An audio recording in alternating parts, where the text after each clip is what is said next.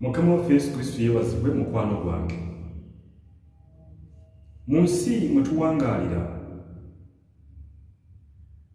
tukola nnyo, tufuba nnyo, tulafuubana nnyo, tunyiikira era tumenyeka nnyo okubeera mu bulamu obulungi. Obaako naawe by'oyagala obituukemu,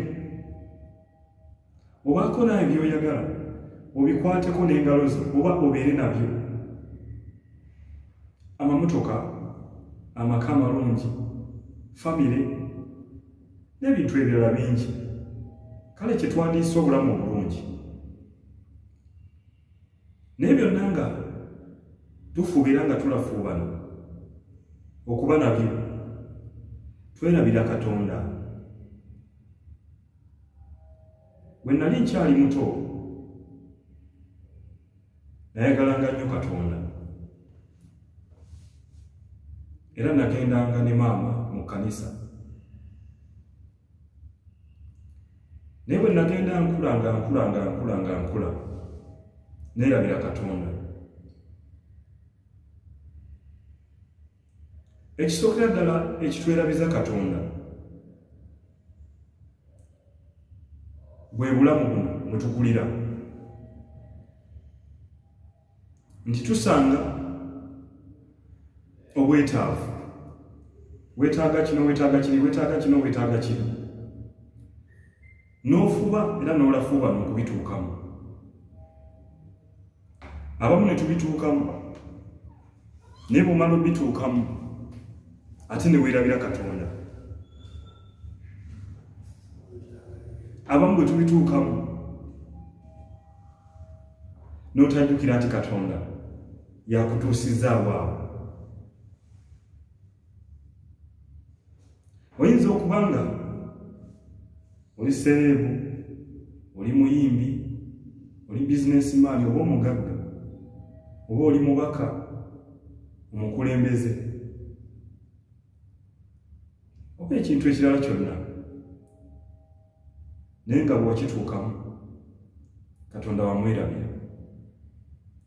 Olwaleero kitegeere mu mutima gwo, era ne neibaawo kimugambe nti byonna tufuba era tulafuubana, naye akiggala ng'enjogera ya leero oba akimaliriza ye Katonda. Ku nkomerero ya byonna abeera Katonda, yakimaliriza. So kola byonna, noonya byonna, lafuubanira byonna, naye teweerabiranga Katonda. Oba otuuse mu kitiibwa ki oba kitiibwa ki, kyonna kye kiri, naye teweerabiranga Katonda. Abantu abamu naddala basereebu oba ababaka, Katonda babatwalayo butwazi mu nnyumba ye, ate tebatwalayo nammwe, batwalayo mibiri gyammwe okugisabira. Nga gwe togendayo, naye bw'omala okufa ne batwalayo omubiri gwo mu yeekaalu ya Katonda oba mu Kireeziya oba mu muzikiti okusabira omubiri ogwo, ne balyoka ne baguyooyoota. Funeral service n'ekola ogwayo. Ababaka abamu babayisana mu bbanga mu nnyonyi emibiri gyammwe, n'ogenda wali ne baguyooyoota, ne bagunyookeza obubaani, ne bagwoza. Abasiraamu gwonna ne gutukula. Kwe kwoza olugoye olweru n'omala n'olunyika mu ttaka, kubanga era omaliriza ogenda mu ttaka, guli gubeera mubiri. Naye ne weerabira oba ne beerabira nti byonna babikoze, ne bakunyookeza n'obubaani, ne bakumansira n'amazzi, ne bayooyoota entaana, n'omaliriza nga omwoyo gwo gusisinkanye Katonda. Kulasti Katonda yakiggala. Gwe n'omwoyo gwo oba Katonda n'omwoyo gwo bagasimbagana babiri. Oba bano bakoze biki ku mulambo, oba bayooyoose batya entaana, oba guyise mu bbanga mu nnyonyi, naye enkomerero ya byonna omwoyo gwo gusinkana ne Katonda. Naye nga wamwerabira Bayibuli yogera bw'eti mu kitabo ky'Abaloomi mu Bayibuli essuula ey'e14 olunyiriri olw'12 nti kale bwe kityo buli muntu muffe alibalibwa omuwendo gwe yekka eri Katonda, gwe wekka eri Katonda, tewali agenda kubeerayo. Buli muntu alibalibwa omuwendo gwe yekka eri Katonda.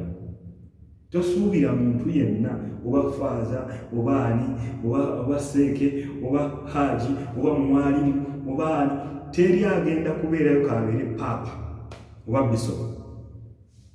Mugenda gasimbagana aba gwe ne Katonda we.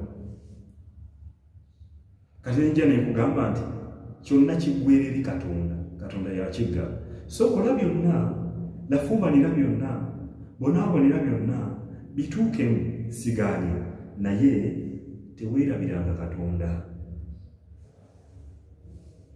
Yakiggala era yakimaliriza, y'enkomerero ya byonna, kubanga ye mutandisi era yamaliriza. Mukama akumpeera omukisa. Sigadde Kabona Frank, teweerabira okusubscribinga, bw'oba oyagadde seyalinga, bw'oba oyagadde commentinga. Mukama akumpeera omukisa.